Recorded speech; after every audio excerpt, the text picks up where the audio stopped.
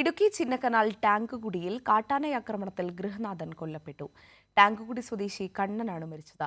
ആനയിറങ്കൽ ജലാശയത്തിന് സമീപമുള്ള കൃഷിയിടത്തിൽ ഇറങ്ങിയ കാട്ടാനക്കൂട്ടത്തെ ഒച്ചവച്ച് തുരത്താൻ ശ്രമിക്കുന്നതിനിടയിലാണ് കാട്ടാനക്കൂട്ടം പാഞ്ഞെടുത്ത് ഇയാളെ ആക്രമിച്ചത്. കൃഷിയിടത്തിൽ ഇറങ്ങിയ കാട്ടാനകളെ തുരത്താൻ ശ്രമിക്കുന്നതിനിടെയാണ് പെട്ടെന്ന് പിന്തിരിഞ്ഞെത്തിയ 9 കാട്ടാനകളുടെ കൂട്ടം കണ്ണനെ ആക്രമിക്കുന്നത്.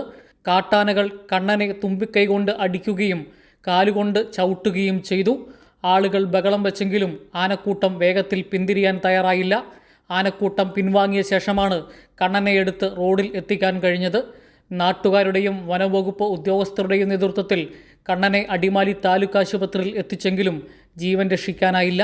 നടന്ന ഏലക്കട്ടി വെച്ചാണ് പണി കഴിഞ്ഞിട്ട് വന്ന വഴിക്ക് അവരുടെ കട്ടിലില്ല, വേറെ കട്ടി പണി കഴിഞ്ഞിട്ട് അവരുടെ കട്ടി പോയിട്ട് വന്ന വഴിക്കാണ് ഈ സംഭവം നടന്നത്. ആനക്കൂട്ടം നിന്ന് പുള്ളി അറിഞ്ഞില്ലായിരുന്നു. എല്ലാവരും കണ്ടുകൊണ്ട് നിന്നപ്പോൾ ആന പെട്ടെന്ന് കയറി വന്ന് ചവിട്ടി തന്നവരാണ്. അടിമാലി താലൂക്ക് ആശുപത്രിയിൽ സൂക്ഷിച്ചിരിക്കുന്ന മൃതദേഹം പോസ്റ്റ്മോർട്ടത്തിന് ശേഷം ബന്ധുക്കൾക്ക് വിട്ടുനൽകും.